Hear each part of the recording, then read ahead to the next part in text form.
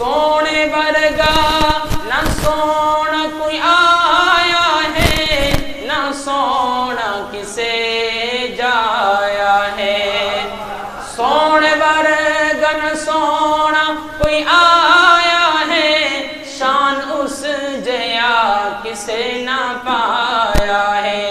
جس دی تعریف توصیف لئی، جس دی تعریف توصیف لئی، عرشاں تو رب دا قرآن آیا، رنگ لگ گئے سارے زمانے نو، رنگ لگ گئے سارے زمانے نو۔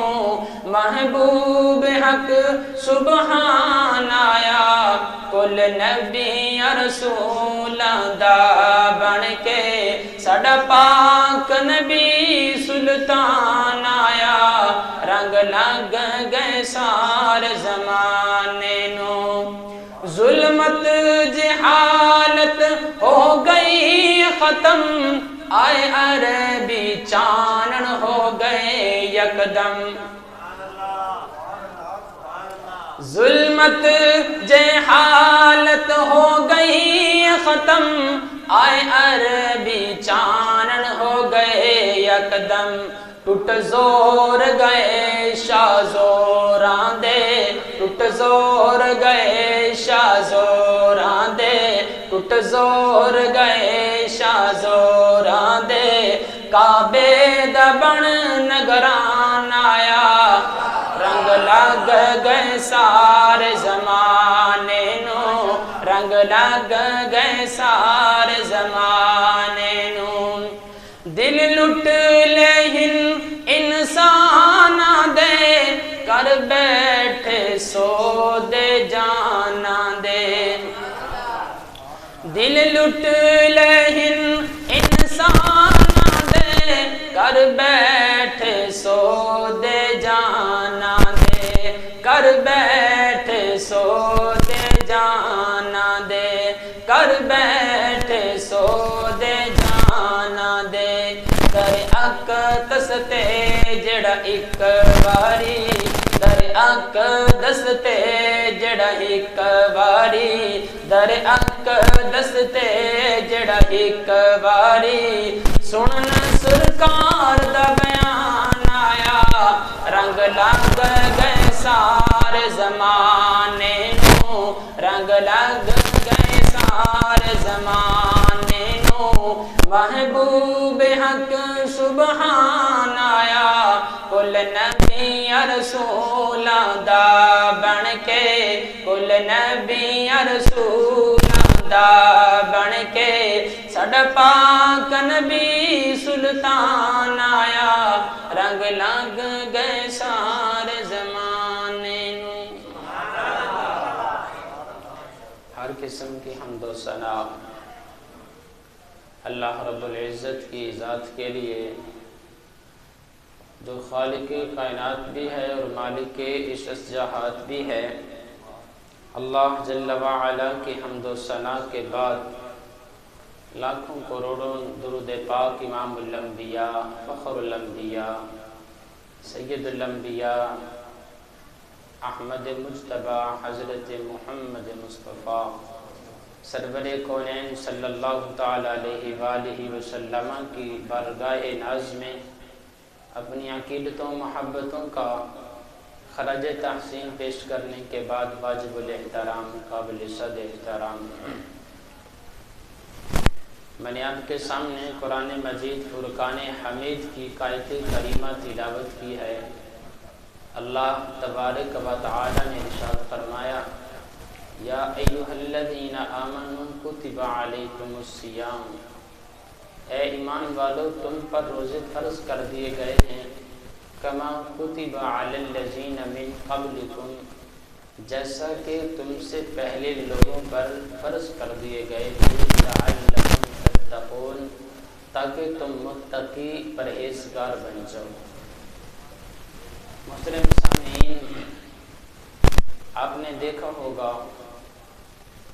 کہ جنگلوں کے اندر، بیابانوں کے اندر، ویرانوں کے اندر جہاں پر پانی کا انتظام نہیں ہوتا، انسان مادی وسائل ہونے کے باوجود وہاں پر پانی پہنچانے سے قاصر ہے، لیکن جب کبھی ابر رحمت برستا ہے، بارش برستی ہے، تو بارش کے برسنے سے چٹانوں کے سینوں پر مردہ اشجار کی کونپلیں بھی نکل آتی ہیں، درخت ہریالی کا لبادہ اوڑھ لیتے ہیں۔ اسی طرح 11 مہینے باقی بھی گزرتے ہیں، لیکن جیسے ہی رمضان المبارک ہوتی ہے، یہ ماہ صیام شروع ہوتا ہے، تو اس مہینے کے اندر گھروں سے، بغلوں سے، کوٹھیوں سے، جھونپڑیوں سے قرآن پاک کی آواز کی صدائیں سننے لگتی ہیں، قرآن پاک کی آواز آنے لگتی ہے۔ مساجد کے اندر بھی قرآن پاک نمازی تراویح کی صورت میں سنایا جا رہا ہے، گھروں کے اندر خواتین بھی قرآن پاک کی تلاوت کر رہی ہوتی ہیں، مسجدیں پہلے ہی موجود تھیں، نمازی پہلے ہی موجود ہیں، لیکن پڑھنے والا کوئی نہیں تھا۔ لیکن جیسے ہی یہ ماہ مقدس آتا ہے تو ہر ایک بندہ، ابھی مسجد بھری ہوئی ہے لیکن یہ پورا سال باقی 11 مہینے جمعے کے آخر تک بھی نہیں بھرتی، ابھی آغاز ہے تو مسجد بھر چکی ہے۔ کہ حضور نے فرمایا کہ جس دن مسلمانوں کی تعداد جس طرح جمعے میں ہوتی ہے، اس طرح فجر کی نماز میں ہوگی نا، اس دن مسلمان یہود و نصارہ پر غالب آ جائیں گے۔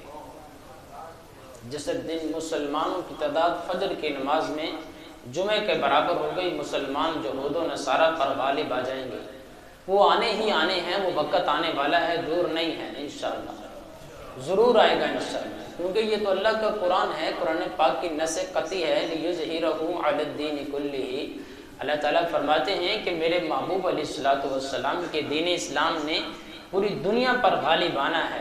جب اللہ تعالیٰ فرماتے ہیں تو پھر ساری دنیا کی طاقتیں، ساری دنیا کا کفر بھی اکٹھا ہو جائے تو میرے حضور علیہ الصلوۃ والسلام کے دین اسلام کو غالب آنے سے کوئی روک نہیں سکتا۔ میرے حضور نے فرمایا تھا جہاں تک گھوڑے کا کھر پہنچ سکتا ہے وہاں تک میری ختم نبوت والی رسالت اور میرا دین اسلام پہنچ کے رہے گا۔ جب میرے حضور فرما گئے ہیں تو پھر آسمان گر سکتا ہے، زمین پھٹ سکتی ہے، کائنات برباد ہو سکتی ہے، سورج چاند ستارے بے نور ہو سکتے ہیں، میرے حضور کا فرمان غلط نہیں ہو سکتا، اللہ کا قرآن غلط نہیں ہو سکتا، وہ ہو کے رہنا ہے۔ یہ ایک الگ موضوع ہے۔ میں عرض کر رہا تھا کہ جیسے ہی یہ ماہ مقدس آتا ہے تو مساجد نمازوں سے بھر جاتی ہیں۔ جس دن فجر کی نماز میں مسلمان جمعہ کے برابر ہو گئے تو مسلمان یہود و نصارہ پر غالب آ جائیں گے، کیونکہ میرے حضور کا فرمان ہے مومن بندہ اللہ کے نزدیک، اللہ کے قریب ہوتا ہی تب ہے، ہوتا ہی اس وقت ہے جب وہ سجدے کی حالت میں ہو۔ جب بندے اللہ کے قریب ہو جایا کرتے ہیں تو پھر نقصان پہنچانے والی چیزیں انسان کو نقصان نہیں پہنچاتی بلکہ اس کی معاون اور مددگار بن جایا کرتی ہیں۔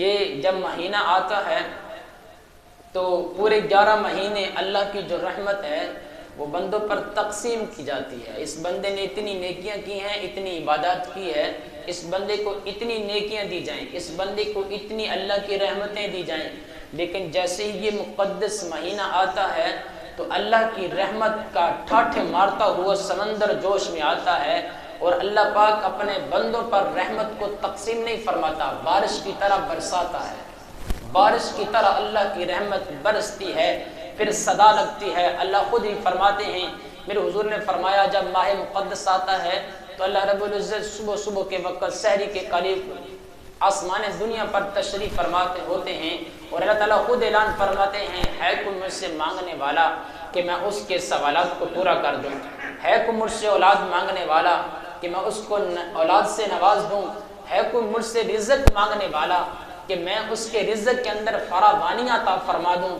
ہے مجھ سے کوئی تنگی سے پناہ مانگنے والا کہ میں اس سے تنگی کو دور فرما دوں، اور ہے کوئی مجھ سے بخشش مانگنے والا کہ میں اس پر اپنی رحمت کے بخشش کے دریا بہا دوں۔ اللہ کی رحمت ہمیں پکار رہی ہے، اللہ کی رحمت ہمیں بلا رہی ہے۔ اب کون کون خوش قسمت ہیں جو اللہ کی رحمت کو لوٹنے کے لیے اللہ کے حضور میں سر بسجود ہوتے ہیں؟ کون کون ہیں جو اللہ کی رحمت کو لینے کے لیے اللہ کے حضور میں اپنے دامن کو پھیلاتے ہیں؟ کون کون ہیں جو اللہ کی رحمتوں، برکتوں کو، انوارات کو، برکات کو، تجلیات کو لوٹنے کے لیے اللہ کے حضور میں اپنے دامن کو پھیلائے ہوئے ہیں؟ اور کون کون بد نصیب، بدبخت ہیں جو اس ماں کا تقدس پامال بھی کرتے ہیں اور پھر اپنی ہی خواہشات کے مطابق، اپنی ہی نفسیانی خواہشات کے مطابق اور اپنے معمول کے مطابق زندگی گزارنے کے اندر لگے ہوئے ہیں۔ دو راستے میرے اللہ نے انسان کے سامنے رکھے ہیں، ایک سیدھا راستہ ہے جو جنت کی طرف لے جاتا ہے، ایک الٹا راستہ ہے، گمراہی کا راستہ ہے جو انسان کو جہنم کی طرف لے جاتا ہے۔ اب ہر انسان شعور رکھنے والا، اس کو اس بات کا علم ہے کہ میں نے کس راستے پہ چلنا ہے۔ ایک راستہ رحمان کا راستہ ہے، ایک راستہ شیطان کا راستہ ہے۔ اللہ پاک خود فرماتے ہیں یا بنی آدم لا تعبدوا الشیطان۔ اللہ تعالیٰ فرماتے ہیں اے انسان، میں نے تجھے اپنی عبادت کے لیے پیدا کیا، اگر تو نے میری عبادت نہ کی، شیطان کا راستہ اختیار کیا، تو اللہ خود ہی فرماتا ہے انہ لکم عدو مبین، وہ تمہارا واضح دشمن ہے، صریح دشمن ہے۔ ہر بندہ جانتا ہے کہ شیطان ہمارا دشمن ہے۔ ایک راستہ سیدھا راستہ ہے، اس پہ نہ چلے، اگر شیطان کے راستے پہ چلے تو فرمایا کہ وَلَقَدْ أَضَلَّ مِنْكُمْ جِبِلًّا كَثِيرًا۔ اللہ تعالیٰ فرماتے ہیں تم میں سے بہت سارے لوگوں کو شیطان گمراہ کر چکا ہے۔ أَفَلَا تَعْقِلُونَ، کیا تم عقل نہیں رکھتے؟ افلا تعقلون، کیا تم عقل نہیں رکھتے کہ تم نے رحمان کے راستے پہ جانا ہے یا شیطان کے راستے پہ جانا ہے؟ آگے اللہ خود ہی فرماتے ہیں هَذِهِ جَهَنَّمُ الَّتِي كُنْتُمْ تُوعَدُونَ۔ اللہ فرماتے ہیں کہ جس نے گمراہی کا راستہ اختیار کیا، شیطان کا راستہ اختیار کیا، شیطان کی مانتا رہا، میرے راستے سے منہ موڑتا رہا، شیطان کے راستے پہ چلتا رہا، هَذِهِ جَهَنَّمُ الَّتِي كُنْتُمْ تُوعَدُونَ۔ اللہ فرماتے ہیں کہ پھر میرا وعدہ ہے میں اس بندے کو جہنم کے اندر ڈال دوں گا۔ انسان کی مرضی ہے، وہ رحمان کے راستے پہ چلنا چاہتا ہے، رحمان کے راستے پہ چل کر اللہ اور اس کے حبیب کو راضی کرنا چاہتا ہے، یا شیطان کے راستے پہ چل کر جہنم کا ایندھن بننا چاہتا ہے۔ میں نے آپ کے سامنے قرآن مجید کی آیت مبارکہ تلاوت کی، فرمایا کہ یا ایھا الذین آمنو، یا ایھا الذین آمنو، اے ایمان والو۔ یہاں پر ایمان والوں کو خطاب کیا گیا ہے، ایمان والوں کو اللہ نے خطاب کر کے فرمایا، اور ایمان کی جو دولت ہے وہ در مصطفیٰ سے ملتی ہے۔ در مصطفیٰ سے علاوہ کائنات کے اندر کسی جگہ سے یہ دولت نہیں ملتی، وہ ایک ہی در ہے، وہ میرے مصطفیٰ کریم کا در ہے۔ جس نے اس در سے اللہ رب العزت کے حضور سے مانگ لیا، اس کو ایمان کی دولت پھر ایسے ملتی ہے۔ حضرت امی عائشہ صدیقہ رضی اللہ تعالی عنہ فرماتی ہیں کہ میں ایک دن پرونے اور کڑھائی اور سلائی کرنے کے کام میں مشغول تھی کہ اچانک ہوا کا جھونکا آیا، میرے پاس چراغ جل رہا تھا، وہ بجھ گیا۔ جب چراغ بجھ گیا اور میں سوئی کو تلاش کرنے کے لیے اپنا ہاتھ زمین پہ پھیر رہی تھی، اتنے میں حضور جانے جانا صلی اللہ تعالی وسلم تشریف لائے۔ جب میرے حضور تشریف لائے تو میرے حضور نے فرمایا عائشہ کیا کر رہی ہے؟ عرض کی یا رسول اللہ صلی اللہ علیہ وسلم میں ابھی کڑھائی کے اور سلائی کے کام میں مشغول تھی، میری سوئی گر گئی ہے۔ میرے حضور نے فرمایا عائشہ اب کیا کر رہی ہے؟ زمین پہ تلاش کر رہی ہوں۔ میرے حضور مسکرائے۔ حضرت عائشہ کہتی ہیں میرے حضور کے مسکرانے سے پورا حجرہ مبارک منور ہو گیا، مجھے میری سوئی ملی، میں نے سوئی اٹھا۔ عائشہ کہتی ہیں میں جانے جانا کہ ہاتھ کے ٹکڑے کا دیدار کرتے ہوئے عرض کی یا رسول اللہ آپ کا چہرہ مبارک کتنا مبارک منور ہے کہ آپ کے چہرے کی روشنی کی دولت میری گمشدہ سوئی مجھے مل گئی ہے۔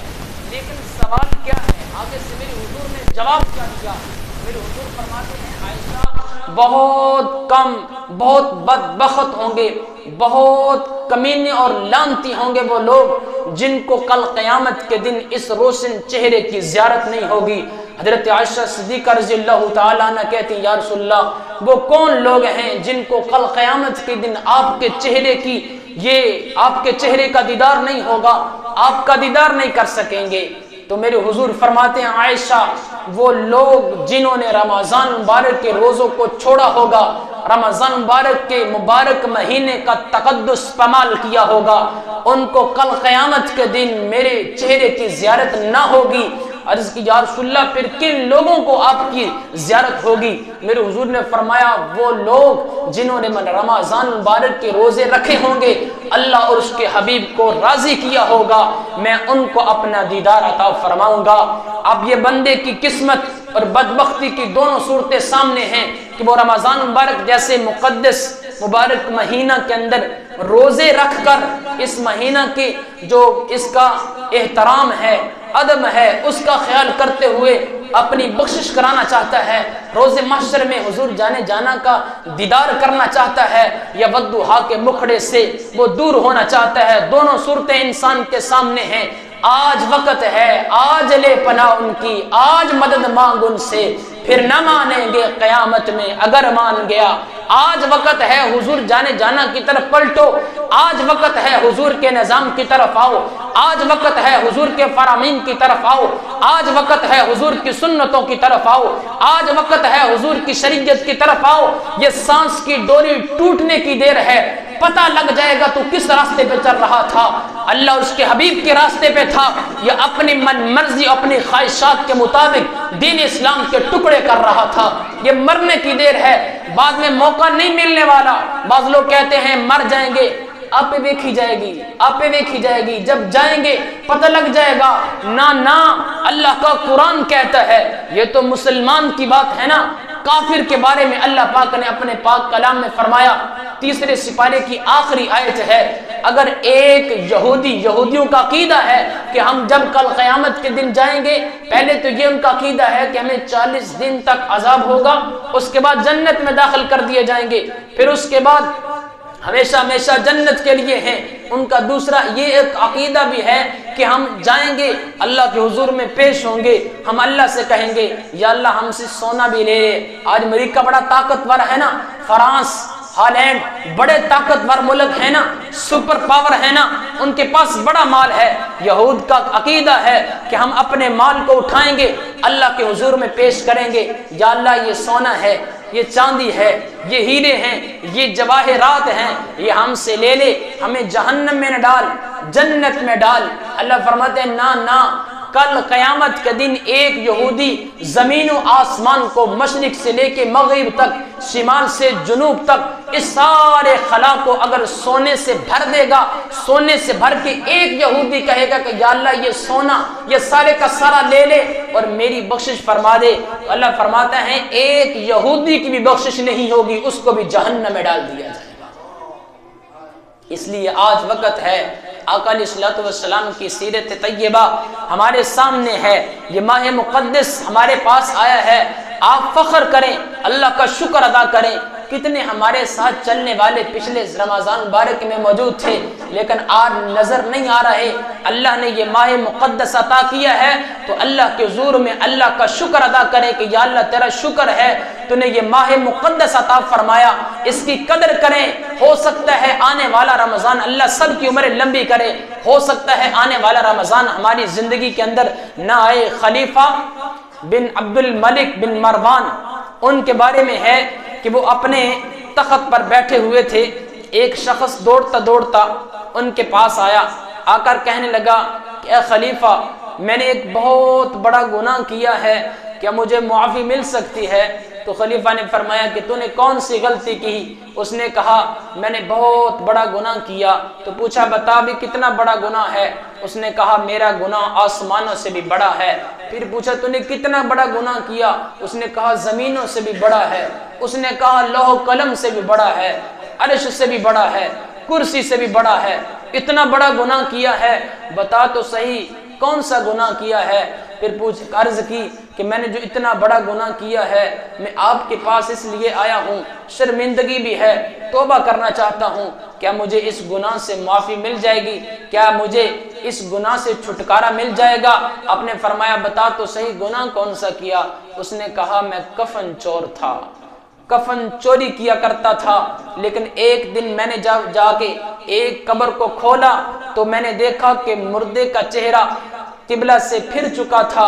میں وہاں سے بھاگا کہ اس بدبخت نے کون سا گناہ کیا ہے کہ اس کا مرتے وقت آج اس کو دفن کیا گیا، اس کا چہرہ قبلے سے پھر چکا ہے۔ جب میں بھاگا تو کسی غیب سے آواز دینے والے نے آواز دے کر کہا، اس سے پوچھ تو صحیح کہ تیرا چہرہ قبلے سے کیوں پھر چکا ہے؟ اس نے کہا میں نہیں پوچھ سکتا۔ وہاں سے بھاگا تو کسی غیب سے آواز دینے والے نے آواز دے کر کہا، یہ شراب پیا کرتا تھا، زنا کیا کرتا تھا، آج اس عذاب کے اندر مبتلا ہوا کہ قبر میں رکھنے کے بعد اس کا چہرہ قبلہ مبارک سے پھر چکا ہے۔ وہ کہتا ہے کہ میں نے ایک اور قبر کھولی، اس کفن چور جو تھا ایک اور قبر کھولی تو میں نے دیکھا کہ اس بدبخت کا چہرہ سور کی طرح، خنزیر کی طرح ہو چکا ہے۔ تو میں اس سے بھاگا، اس کو کیا ہو گیا کہ اتنے بڑے عذاب کے اندر مبتلا ہے؟ تو کسی آواز دینے والے نے آواز دے کر کہا، یہ جھوٹی قسمیں کھایا کرتا تھا، حرام رزق حاصل کیا کرتا تھا، آج اس عذاب کے اندر مبتلا ہے۔ اس نے پھر کہا، اے خلیفہ عبد الملک، میں نے ایک اور قبر کو کھولا تو اس کے اندر میں نے دیکھا، ایک شخص کو دیکھا، وہ جہنم کی میخوں سے جکڑا ہوا ہے اور اللہ کے فرشتے اس کو دروں سے مار رہے ہیں۔ تو میں وہاں سے بھاگنے لگا، کسی نے آواز دے کر کہا، یہ وہ شخص تھا جو لوگوں کی چغلیاں کیا کرتا تھا، ادھر کی بات سنی ادھر کی، ادھر کی بات سنی ادھر کی، ان کو آپس میں لڑایا، ان کو آپس میں ٹکرایا، غیبتیں کیا کرتا تھا اور لوگوں کے درمیان فساد ڈالا کرتا تھا، آج اس عذاب کے اندر مبتلا ہے۔ وہ کہتا ہے خلیفہ عبد الملک، ایک میں نے چوتھی قبر کو کھولا تو اس کے اندر میں نے دیکھا اللہ کے فرشتے ہیں، جہنم کی آگ اس کی قبر کے اندر بھڑک رہی ہے، اللہ کے فرشتے ان کو دروں سے مار رہے ہیں۔ تو میں وہاں سے بھاگنے لگا، کسی نے کہا پوچھ تو صحیح اس کو عذاب کیوں ہو رہا ہے؟ تو آواز دینے والے نے آواز دے کر کہا، یہ رمضان المبارک کے روزے نہیں رکھا کرتا تھا، سستی کیا کرتا تھا، آج اس عذاب کے اندر مبتلا ہے۔ مرنا آپ نے بھی ہے، مرنا میں نے بھی ہے، ہمارے بڑے بھی چلے گئے، سب نے چلے جانا ہے، لیکن کامیاب ترین بندہ وہ ہے جو اس دنیا کے اندر اللہ اور اس کے حبیب صلی اللہ علیہ وسلم کی سنت اور شریعت کے مطابق زندگی گزار کے جائے۔ پھر وہ کہتا ہے خلیفہ، میں نے ایک اور قبر کو کھولا، میں نے دیکھا کہ اس قبر سے جنت کی خوشبوئیں آ رہی ہیں، ایک خوبصورت نوجوان ہے، تخت لگا ہوا ہے، اس کے اوپر بیٹھا ہوا ہے۔ تو میں نے اس سے کہا کہ اے نوجوان، تو کون ہے؟ جنت کی ٹھنڈی ہوائیں آ رہی ہیں، جنت کی خوشبوئیں آ رہی ہیں، تیری قبر کو تو حد نظر وسیع کر دیا گیا، اتنی نعمتیں جو تجھے ملی ہیں، آخر کس نیکی کے توفیل تجھے یہ اتنی نعمتیں ملی ہیں؟ تو اس نے کہا میں رمضان المبارک کے روزے رکھا کرتا تھا، رمضان مبارک جیسے مقدس مہینے کا ادب و احترام کیا کرتا تھا، آج میرے اللہ نے میری قبر کو جنت کا باغ بنا دیا۔ اب بندے کے سامنے، انسان کے سامنے دونوں صورتیں ہیں، وہ رحمان والا راستہ اختیار کرنا چاہتا ہے، اللہ اس کے حبیب کی سنت اور شریعت کے مطابق اپنی زندگی گزارنا چاہتا ہے، یا شیطان کی ماننا چاہتا ہے۔ دونوں راستے انسان کے سامنے ہیں۔ حضرت ابو ذر غفاری لعلکم، اس قرآن پاک کی اس آیت کا تیسرا حصہ، لعلکم تتقون، فرمایا کہ تم تقوی اختیار کرو۔ آقا علیہ الصلوۃ والسلام کے صحابی حضرت ابو ذر غفاری رضی اللہ تعالی عنہما، آپ سے پوچھا گیا، اے ابو ذر غفاری، آپ نے اپنی زندگی کا اکثر حصہ حضور جانے جانا کی خدمت میں گزارا، آپ کے ساتھ گزارا ہے، تو آپ تقوی کی تعریف فرمائیں، تقوی کیا چیز ہے؟ تو آپ فرمانے لگے لعلکم تتقون، تقوی کیا چیز ہے؟ سنو تقوی کی تعریف سنو۔ فرمانے لگے کہ جس طرح ایک راستہ ہو لیکن اس کے دائیں بائیں خاردار کانٹے دار جھاڑیاں ہوں، انسان جب اس کے درمیان سے گزرتا ہے تو اپنے دامن کو سمیٹ کے گزرتا ہے، کہیں میرے کپڑے ان خاردار جھاڑیوں سے الجھ کر پھٹ نہ جائیں۔ اسی طرح انسان جس زندگی کے راستے پہ چلتا ہے، انسان گناہ کرتا ہے، لیکن انسان اس راستے پہ چلتا ہوا گناہوں سے اپنے دامن کو سمیٹ لیتا ہے، اسی چیز کا نام تقوی ہے۔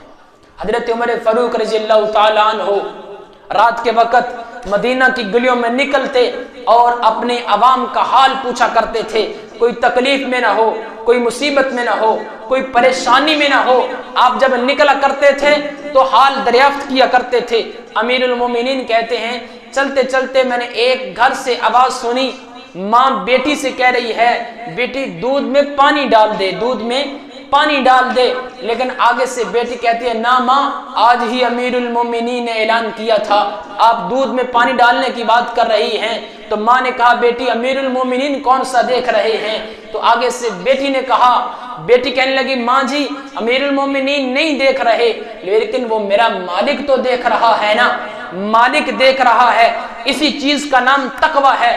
دن ہوا امیر المومنین اس عورت کے دروازے پہ آئے، دستک دی تو کہا کہ میں اپنے بیٹے کے لیے تیری بیٹی کا رشتہ مانگنے آیا ہوں۔ وہ عورت حیران کہ میں ایک کنگلی کے اندر رہنے والی غریب ترین عورت ہوں، آپ 22 لاکھ مربع میل کے حکمران ہیں، آپ میرے دروازے پہ رشتہ مانگنے کے لیے کیسے ہو سکتا ہے؟ امیر المومنین نے فرمایا ہاں، جو تیری بیٹی کے پاس تقوی کی دولت ہے شاید وہ کسی کے پاس نہ ہو۔ تیری بیٹی کے پاس جو تقوی کی دولت ہے وہ دولت یہ ہے کہ تو کہتی ہے دودھ میں پانی ڈال، تیری بیٹی کہتی ہے نہیں اللہ دیکھ رہا ہے۔ تو یہی تو اسی چیز کا نام تو تقوی ہے۔ انسان نے روزہ رکھا ہوا ہے، انسان نے روزہ رکھا ہے، لیکن انسان چاہے تو بھوک کی حالت میں اپنے گھر کے اندر کچھ کھا بھی سکتا ہے، ٹوٹیوں پہ جا کے پانی بھی پی سکتا ہے، کون سا کوئی دیکھ رہا ہوتا ہے؟ اسی انسان سے کہا جائے بھوک کی وجہ سے تیرا پیٹ تو نڈھال ہو چکا ہے، تیرا پیٹ کمر سے جا لگا ہے، پانی شدت سے تجھے پیاس لگی ہوئی ہے، پانی پی لے، کھانا کھا لے، وہ کہتا ہے نہیں یار میرا رب مجھے دیکھ رہا ہے۔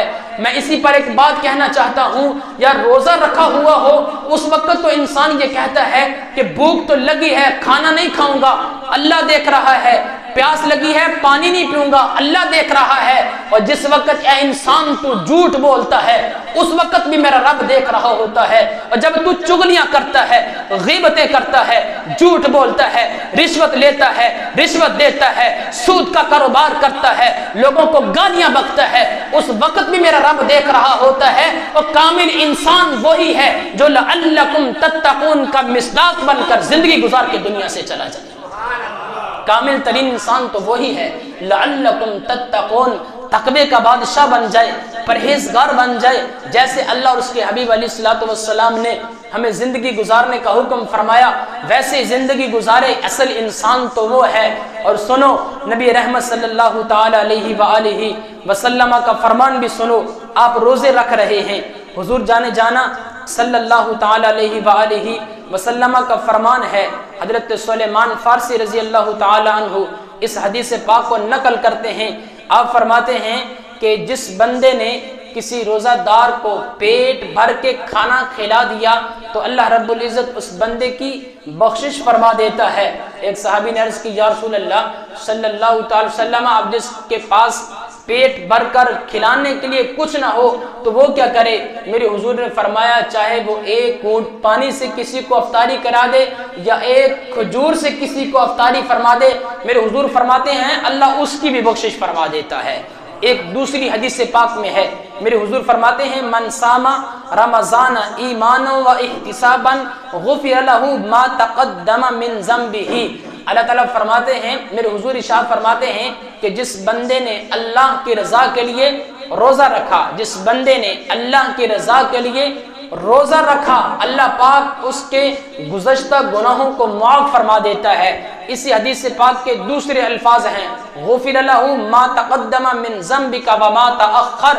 میرے حضور ارشاد فرماتے ہیں جس بندے نے اللہ کی رضا کے لیے روزہ رکھا، جو اس نے گزشتہ گناہ اپنی زندگی کے اندر کیے ہیں اللہ ان کو بھی معاف فرما دیتا ہے، ابھی جو اس کی زندگی باقی ہے اس زندگی کے اندر جو گناہ کرے گا اللہ ان کو بھی معاف فرما دیتا ہے۔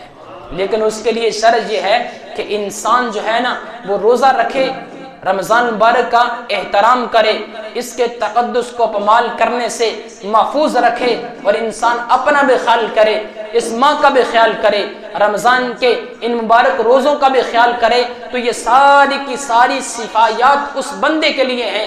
ایک روایت میں ہے جس کو درۃ الناسخین کے اندر نقل کیا، آپ فرماتے ہیں حضور جانا صلی اللہ تعالی وسلم، یہ مومن کی بات ہے، دوسرے بندے کی بات نہیں ہے، مومن کے لیے میرے حضور علیہ الصلوۃ والسلام ارشاد فرماتے ہیں آقا علیہ الصلوۃ والسلام نے ارشاد فرمایا جب مومن بندہ صبح کے وقت بیدار ہوتا ہے تو ہاتف غیب سے آواز آتی ہے اے بندے اللہ تجھ پر رحم کرے۔ پھر ایک روایت میں ہے جب وہ بندہ اٹھ کر اپنے بستر سے جدا ہوتا ہے تو وہ بستر اس روزہ دار کے لیے دعا کرتا ہے کہ یا اللہ اس کو جنت کے بہترین بستر عطا فرما۔ جب وہ کپڑے پہنتا ہے تو کپڑے اس کے لیے دعا کرتے ہیں کہ یا اللہ یہ روزہ دار ہے اس کو جنت کی پوشاک پہنا۔ جب بندہ جوتا پہنتا ہے حتیٰ کہ وہ جوتا بھی اس بندے کے لیے دعا کرتا ہے کہ یا اللہ اس بندے کے قدموں کو پل سیرات پر قائم رکھنا۔ جب وہ بندہ وضو کرتا ہے تو پانی اس بندے کے لیے دعا کرتا ہے کہ یا اللہ اس بندے کے گناہوں کو معاف فرما دینا، اس کو پاک اور صاف فرما دینا۔ حتیٰ کہ کعبہ شریف کی طرف جب منہ کر کے 2 رکعت نفل نیت باندھتا ہے تو اللہ کا گھر خانہ کعبہ بھی اس کے لیے دعا کرتا ہے کہ یا اللہ اس کی قبر کو حد الوسیع اس کی قبر کو تحد نظر وسیع فرما دینا۔ حتیٰ کہ جب وہ بندہ اللہ سے دعا کرتا ہے تو اللہ خود فرماتے ہیں اے میرے بندے اب تم مجھ سے مانگتا جا میں خدا تجھے عطا کرتا جاؤں گا۔ اب یہ بندے کے لیے ہے اور آقا علیہ الصلوۃ والسلام کی فرمان بھی ہے کہ روزہ دار کے لیے 2 خوشیاں ہیں، فرحۃ عند فطرہ و فرحۃ عند لقاء ربہ۔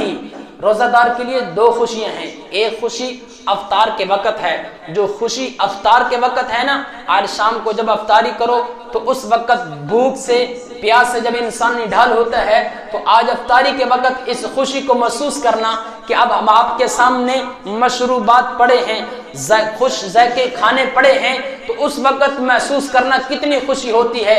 لیکن جو دوسری خوشی اللہ سے ملاقات کے وقت ہے روزہ دار کی، حضرت موسیٰ علیہ السلام نے کہا تھا اے اللہ میں کتنا تیرا خوش نصیب نبی ہوں کہ میں نے کوہ طور پہ جا کے ڈائریکٹ میں نے تجھ سے کلام کیا ہے، ڈائریکٹ میں نے تجھ سے باتیں کی ہیں کوہ طور پر، اور کسی نے نہیں کی۔ اس سے پہلے نبی آئے ہیں لیکن کسی نبی کو یہ اعزاز حاصل نہیں ہے کہ اس نے کہیں اللہ کے پاس جا کر اللہ سے ڈائریکٹ باتیں کی ہوں، لیکن میں اللہ کا نبی ہوں، میں نے آپ سے اللہ میں تیرا نبی ہوں، میں نے تجھ سے کلام کیا ہے، مجھے تو نے بڑی عزتوں سے عظمتوں سے نوازا ہے۔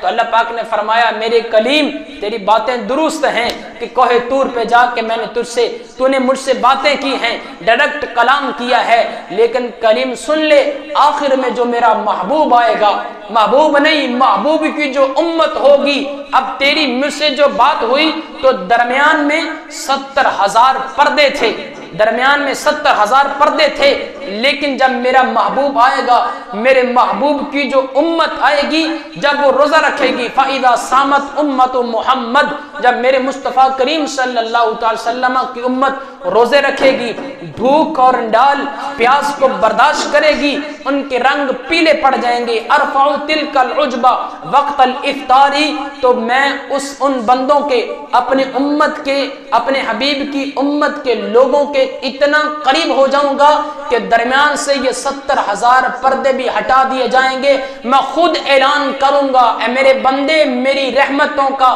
جو سمندر ہے وہ جوش مارتا ہوا تمہارے قریب ہے، اب تو مانگتا جا میں خدا تجھے عطا کرتا چلا جاؤں۔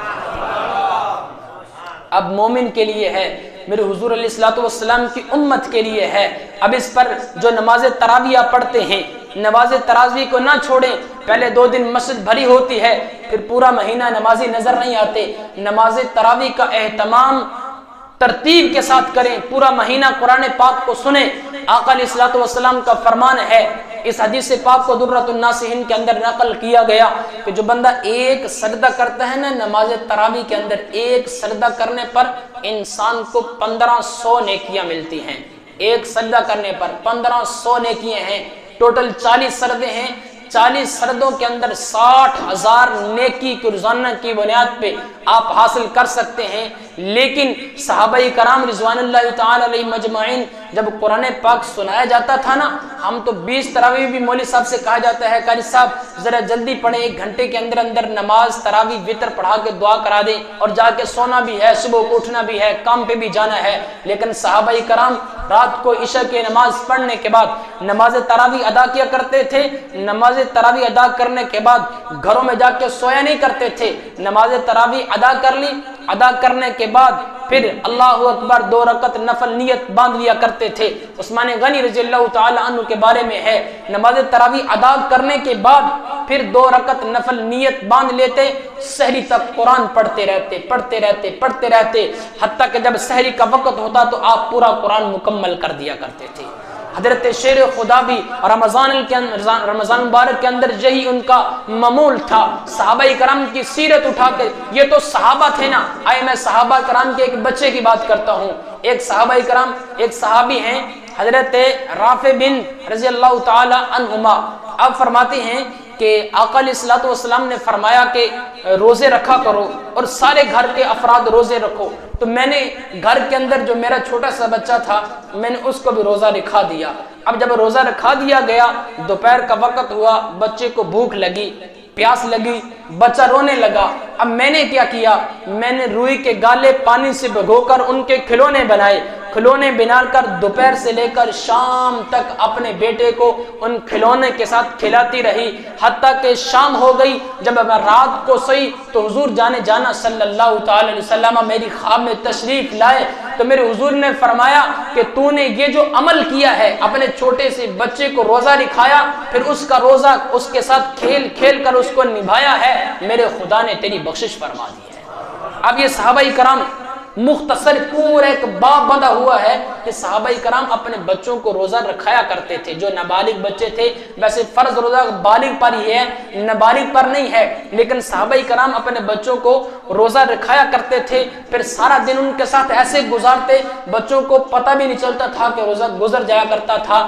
اپنے بچوں کو روزے ضرور رکھائیں، لیکن اس کے ساتھ ایک بات کہنا چاہتا ہوں، جو آپ فطرانہ ادا کرتے ہیں، جب رمضان مبارک کا مہینہ گزر جاتا ہے، 1-2 دن رہ جاتے ہیں رمضان کے، پھر آپ جلدی سے مسجد کے امام کے پاس، مولوی صاحب بتائیں گندم کتنی دینی ہے، پیسے کتنے دینے ہیں، جو کتنے دینے ہیں، کشمش کتنی دینی ہے، کھجور کتنی دینی ہے، بتائیں جو ہم نے ادا کرنی ہے۔ اللہ کے بندو، ادا تو کرنی ہے، بعد میں بھی ادا کرنی ہے۔ اگر آپ ابھی سے ادا کر دیں تو میرے معاشرے کے اندر جتنے بھی غریب لوگ ہیں، بیوہ عورتیں ہیں، غریب بچے ہیں، یتیم بچے ہیں، مسکین بچے ہیں، ابھی سے جو آپ نے فطرانہ دینا ہے وہ رمضان کے آخر میں نہ دیں، ابھی ادا کریں، تاکہ وہ غریب لوگ، یتیم لوگ، مسکین لوگ جو ہیں، جن کا کوئی سہارا نہیں ہے، آپ ابھی فطرانہ ان تک پہنچائیں، تاکہ وہ بھی اپنے کپڑے سلائی کرا لیں اور اپنے رمضان مبارک کے اندر جو روزے رکھ رہے ہیں اپنا راشن خرید لیں، وہ آپ کے ساتھ روزے بھی رکھ سکیں اور جنت کے جو عید کی خوشیاں ہیں وہ بھی آپ کے ساتھ منا سکیں۔ تو جو آپ نے فطرانہ دینا ہے وہ ابھی سے ادا کریں۔ اس کے لیے گندم 320 روپے فی بندہ، 320 روپے گندم کے حساب سے، جو 800 روپے، کھجور 2800 روپے، اجوا کھجور 10,400 روپے، کشمش 6,400 روپے۔ لیکن یاد رکھیں کہ ہر بندہ اپنی حیثیت کے مطابق دے۔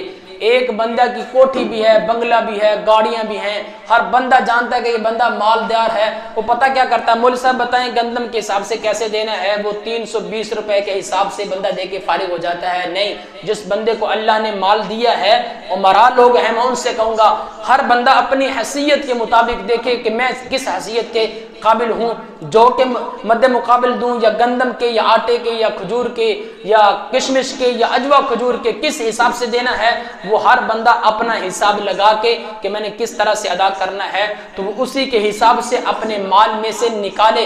جو بندہ اپنے مال میں سے نکال کے ادا کرتا ہے تو اللہ رب العزت اس کو جو ثواب عطا فرماتا ہے وہ عطا فرماتا ہی ہے، لیکن اللہ پاک اس بندے کے مال کو پاک فرما دیتا ہے، اس بندے کا مال پاک ہو جاتا ہے۔ جو آپ نے فطرانہ ادا کرنا ہے وہ ابھی سے ادا کریں۔ اللہ رب العزت کی بارگاہ ناز میں دعا ہے کہ اللہ پاک ہمیں عمل کرنے کی توفیق عطا فرمائے۔ وما علینا الا البلاغ۔ سنتے ہیں